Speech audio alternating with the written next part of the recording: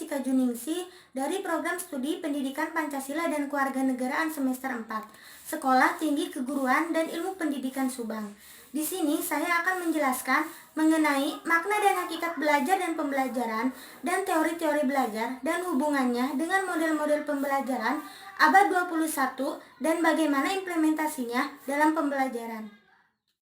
Pembahasan yang pertama yaitu mengenai makna dan hakikat belajar dan pembelajaran. Makna belajar dan pembelajaran. Belajar dapat dimaknai sebagai usaha untuk memperoleh kepandaian atau ilmu, berlatih, merubah tingkah laku atau tanggapan yang disebabkan oleh pengalaman. Sedangkan pembelajaran dapat dimaknai sebagai usaha sadar pendidik untuk membantu peserta didik agar mereka dapat belajar sesuai dengan kebutuhan dan minatnya. Hakikat belajar dan pembelajaran. Belajar pada hakikatnya merupakan suatu perubahan yang terjadi di dalam diri seseorang setelah melakukan aktivitas belajar. Sedangkan pembelajaran adalah pada hakikatnya suatu proses, yaitu proses interaksi antara peserta didik dengan pendidik dengan lingkungan sehingga terjadi perubahan perilaku ke arah yang lebih baik. Pembahasan yang kedua mengenai teori belajar. Teori belajar adalah suatu teori yang di dalamnya terdapat tata cara pengaplikasian kegiatan belajar dan mengajar antara guru dan siswa, perancangan metode belajar yang akan dilaksanakan di dalam maupun di luar kelas.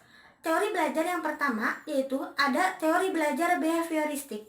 Menurut paham behavioristik, belajar adalah perubahan tingkah laku akibat adanya interaksi antara stimulus dan respon. Yang terpenting di dalam belajar adalah input yang berupa stimulus dan output yang berupa respon. Faktor yang juga berperan dalam belajar adalah reinforcement, yaitu apa saja yang dapat memperkuat tumbuhnya respon. Yang kedua, ada ciri-ciri teori belajar behavioristik. Yang pertama, mementingkan pengaruh lingkungan. Yang kedua, mementingkan peranan reaksi. Yang ketiga, mengutamakan mekanisme terbentuknya proses belajar. Adapun pelopor dari teori belajar behavioristik ini, yang pertama Ivan Pavlov. Nama teorinya yaitu classical conditioning. Yang kedua ada Skinner, nama teorinya yaitu operant conditioning. Yang ketiga ada Thorndike, nama teorinya adalah trial dan error. Adapun hubungannya dengan model pembelajaran abad 21, karena teori behavioristik ini menggunakan cara atau teknik untuk memfasilitasi pembelajarannya yang merujuk kepada model pembelajaran abad 21. Model-model pembelajaran yang digunakan teori behavioristik ini yaitu direct instruction atau model pembelajaran langsung. Pembelajaran langsung ini digunakan untuk merujuk pola-pola belajar di mana banyak menjelaskan konsep atau keterampilan kepada sejumlah kelompok siswa dan menguji keterampilan siswa melalui latihan-latihan di bawah bimbingan dan arahan guru. Implementasi teori belajar behavioristik ini dalam pembelajaran. Yang pertama, penerapan hukuman membersihkan kelas bagi siswa yang datang terlambat ke sekolah. Memberikan stimulus kepada peserta didik, mengamati respon yang diberikan peserta didik. Teori belajar yang kedua ada teori belajar kognitivistik. Teori belajar kognitif adalah teori belajar yang melibatkan proses berpikir secara kompleks dan mementingkan proses belajar. Menurut paham kognitivistik, belajar adalah proses memahami sesuatu. Belajar akan terjadi jika otaknya bekerja. Hasil belajar dan proses berpikir yaitu perubahan persepsi, cara pandang yang berbeda. Proses belajar, jika otaknya jalan, maka psikomotornya akan berubah. Adapun ciri-ciri dari teori belajar kognitivistik, yang pertama yaitu mementingkan apa yang ada di dalam diri manusia. Yang kedua, mementingkan peranan kognitif. Yang ketiga, mementingkan kondisi waktu sekarang. Adapun pelopor dari teori belajar kognitivistik, yang pertama ada Jan Viese. Nama teorinya yaitu tahap perkembangan kognitif. Yang kedua ada Brunner, nama teorinya yaitu pemrosesan informasi. Yang ketiga ada Ausubel, nama teorinya yaitu teori belajar bermakna. Adapun hubungannya dengan model pembelajaran abad 21.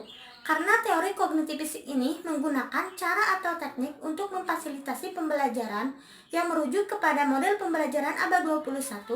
Adapun model-model pembelajaran yang digunakan teori kognitivistik ini yaitu model pembelajaran siklus belajar atau learning cycle, Pembelajaran siklus belajar ini digunakan sebagai pedoman dalam melakukan proses pembelajaran yang berpusat pada siswa.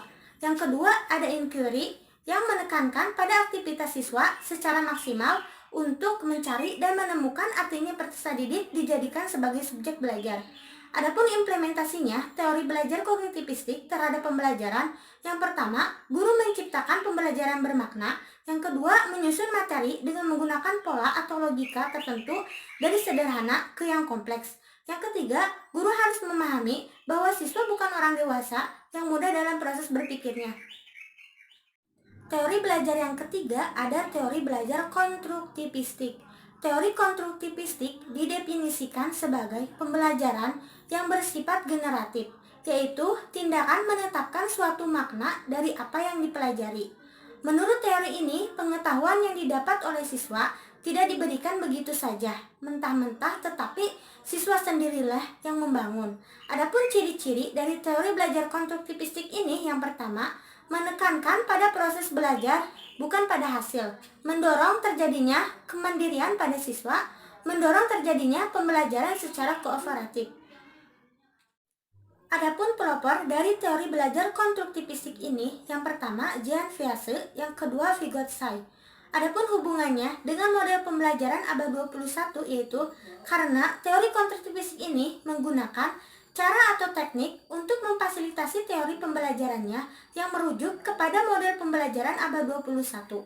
Model-model pembelajaran yang digunakan teori konstruktivistik ini yaitu yang pertama ada discovery learning, yang kedua reception learning, yang ketiga ada assisted learning, dan yang keempat ada assistive learning. Implementasi teori belajar konstruktivistik terhadap pembelajaran. Implementasi teori ini terhadap pembelajaran dapat menggunakan beberapa metode belajar seperti penjelasan atau ceramah, tanya jawab, diskusi, penguasaan, atau bermain peran. Teori belajar yang keempat yaitu teori belajar humanistik. Teori belajar humanistik yaitu proses memanusiakan manusia di mana seorang individu diharapkan dapat mengaktualisasikan diri sendiri untuk diterapkan di dalam lingkungan. Menurut paham humanistik, proses belajar akan terjadi jika diperlakukan dengan manusia. Belajar akan terjadi jika anak diberi kebebasan yang sebebas-bebasnya. Tugas belajar akan dapat lebih diterima dan disampaikan apabila ancaman dari luar itu semakin kecil.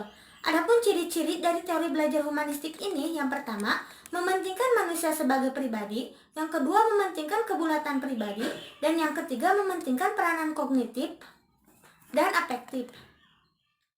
Adapun pelopor dari teori belajar humanistik ini, yang pertama ada Carl Rogers, yang kedua ada Abraham Maslow, yang ketiga ada Arthur Combs. Hubungannya dengan model pembelajaran abad 21 yaitu karena teori humanistik ini menggunakan cara atau teknik untuk memfasilitasi teori pembelajarannya yang merujuk kepada model pembelajaran abad 21. Model-model pembelajaran yang digunakan teori humanistik ini yaitu humanizing of the classroom, active learning, quantum learning, dan the accelerated learning. Implementasi teori belajar humanistik terhadap pembelajaran. Implementasi dalam teori ini, guru bertindak sebagai fasilitator sehingga mempunyai banyak tugas, diantaranya yang pertama memberi perhatian dan motivasi, yang kedua memahami karakteristik siswa, yang ketiga dapat menyesuaikan diri bersama siswanya. Adapun teori belajar yang kelima atau teori belajar yang terakhir yaitu teori pengelolaan informasi dalam memori manusia. Pengelolaan informasi adalah teori tentang bagaimana seorang individu mempersiapkan, mengorganisasikan, dan mengingat sejumlah besar informasi di dalam memori manusia yang diterima individu dari lingkungannya. Asumsi yang mendasar teori ini adalah bahwa pembelajaran merupakan faktor yang sangat penting dalam perkembangan. 3 taraf struktural sistem informasi dalam teori belajar ini adalah yang pertama, sensory memory, yang kedua, memori jangka pendek, yang ketiga, memori jangka panjang. Pelopor dari tokoh teori ini ada Ziegler dan Stephenson. Implementasi dari teori pengelolaan informasi ini yaitu pada hakikatnya teori ini didasarkan pada teori belajar kognitif. Model pembelajaran tersebut berorientasi pada kemampuan siswa memproses informasi dan sistem yang dapat memperbaiki kemampuan belajar siswa. Model ini meliputi beberapa strategi pembelajaran, yaitu mengajar induktif, latihan inquiry, pembentukan konsep, dan model pengembangan. Sekian yang dapat saya sampaikan mengenai makna dan hakikat belajar dan pembelajaran dan hubungannya dengan model-model pembelajaran pada abad 21 dan implementasinya terhadap pembelajaran. Mohon maaf bila ada kesalahan, semoga bermanfaat bagi kita semua.